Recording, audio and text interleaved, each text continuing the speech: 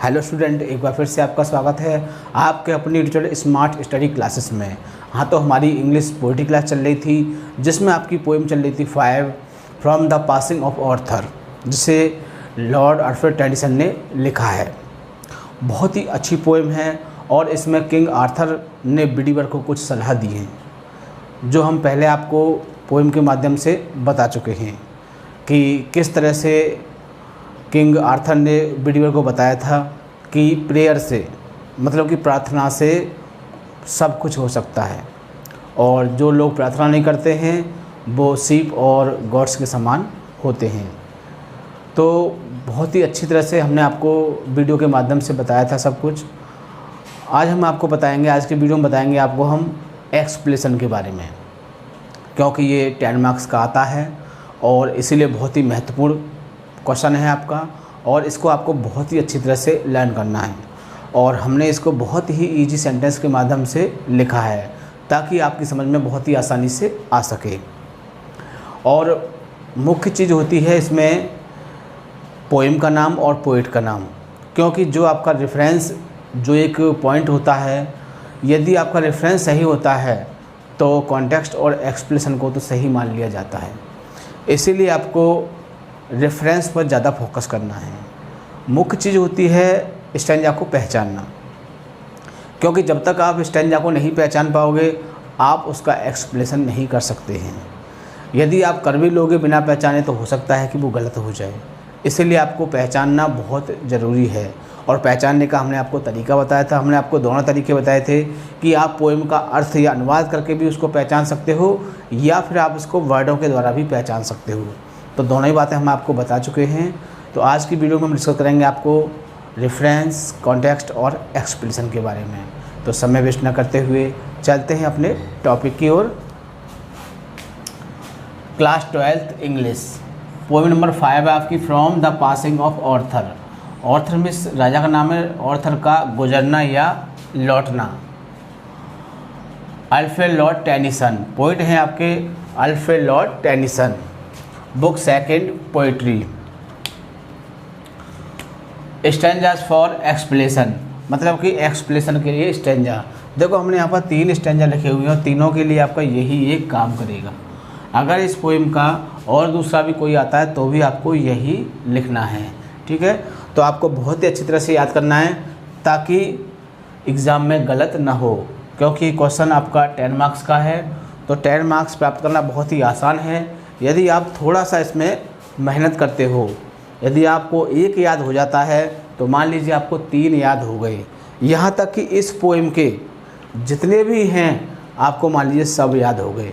इस पोएम का कोई सा भी आता है आपको यही एक्सप्लेनेशन लिखना है। तो आपको बहुत ही अच्छी तरह से कंप्लीट करना है। तो चलते हैं। पहला है, देखिए, एंड स्लोली। शुरू का वर्ड है तो आप इसको इस तरह से भी याद रख सकते हो कि शुरू का वर्ड क्या है, एंड स्लोली, और लास्ट का वर्ड है द वर्ल्ड। सेकंड में देखिए, प्रेयर फॉर माय सोल, तो शुरू का वर्ड है, लास्ट का है नाइट एंड डे। थर्ड है, देखो, फॉर वाट आर, शुरू का वर्ड है, और एवरीडे लास्ट का वर्ड है। तो शुरू और लास्ट के वर्ड से भी आप इसको पहचान सकते हो। पहला पॉइंट है आपका रेफरेंस। क्या है? रेफरेंस।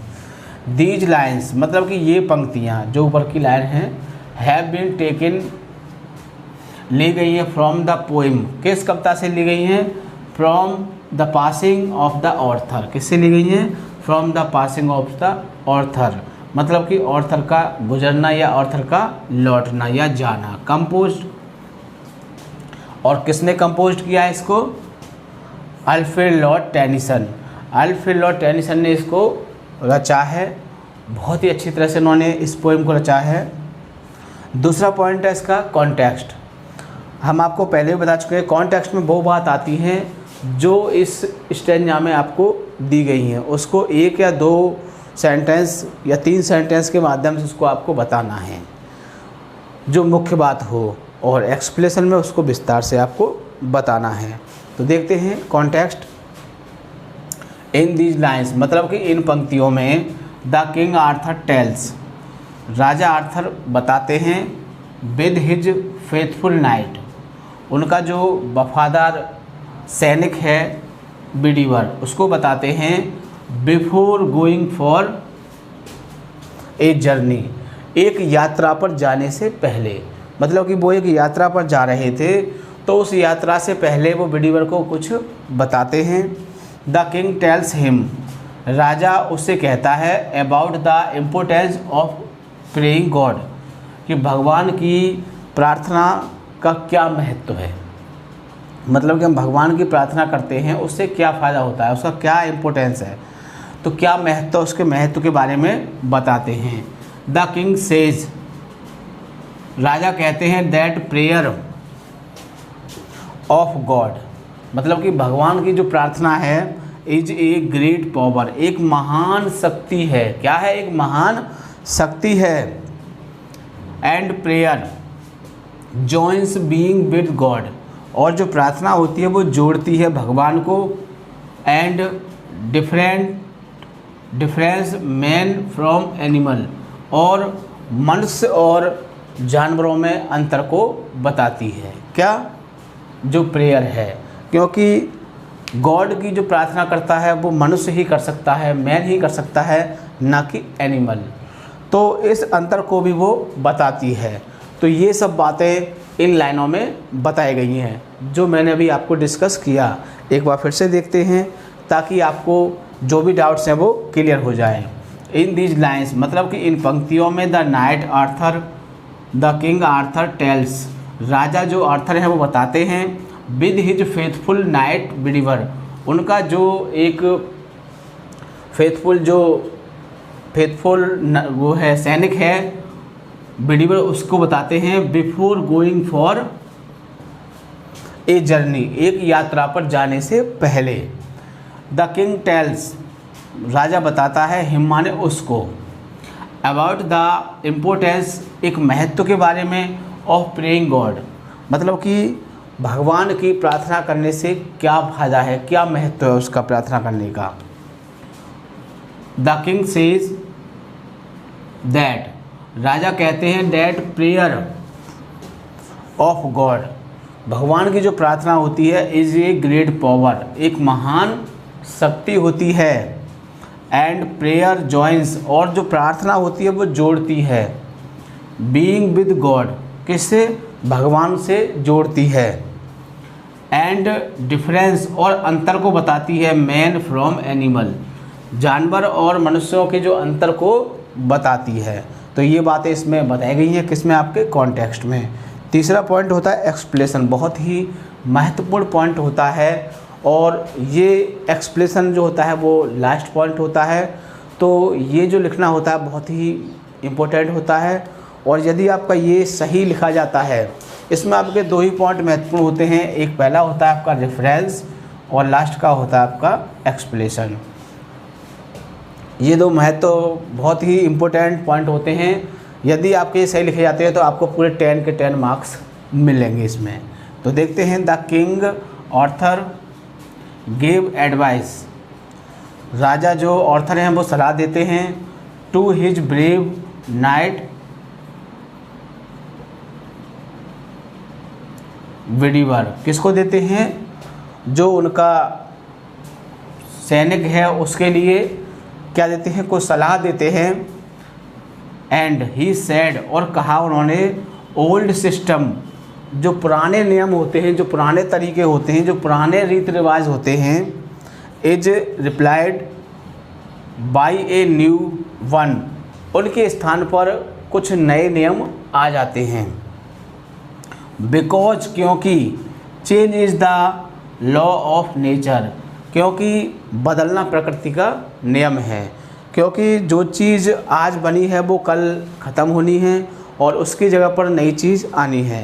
देखो आपने मोबाइल का क्रेज़ देखा होगा, पहले 2G, फिर 3G, फिर 4G, फिर 5G, इस तरह से क्या हो रहा है, इसमें चेंज होता जा रहा है। सेम कंडीशन नियम भी होते हैं, नए नियम आ जाते हैं तो पुराने नियम हटा दिए जाते हैं, चाहे भले ही वो नियम कितने ही अच्छे क्यों ना हों, भले ही समाज के लिए लाभदायक हों, फिर भी वो नए आने पर उनको हटा दिया जाता है क्योंकि उनकी वैल्यू कम हो जाती है।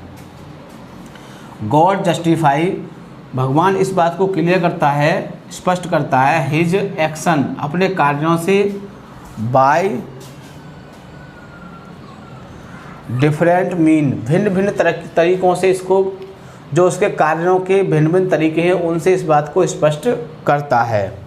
ही डज दिस, वह यह कहता है, सो दैट, ताकि वन हेड सिस्टम में नॉट करप्ट दिस वर्ल्ड, क्योंकि जो एक रीति रिवाज है, जो एक सिस्टम है, वो संसार के लिए क्या न बन जाए, भ्रष्ट न बन जाए या संसार को नुकसान न पहुंचाए।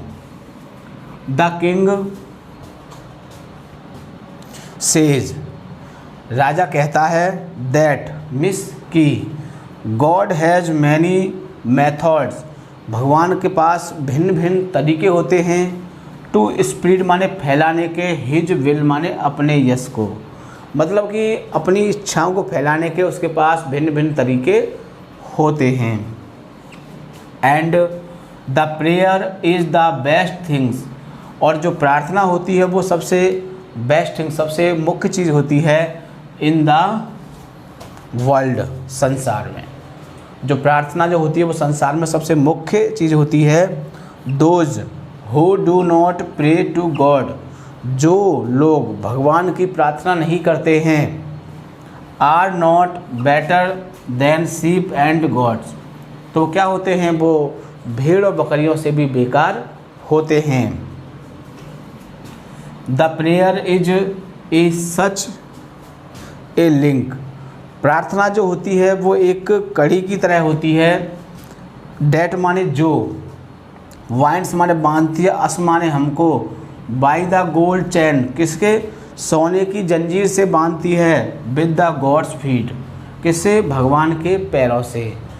तो प्रार्थना जो होती है वो एक ऐसी कड़ी होती है सोने की, जो एक व्यक्ति को भगवान को सोने की चैन से जोड़ती है। यहाँ सोने की चैन का भाव है जो प्यार की चैन जो होती है उस तरह से वो भगवान से जोड़ती है।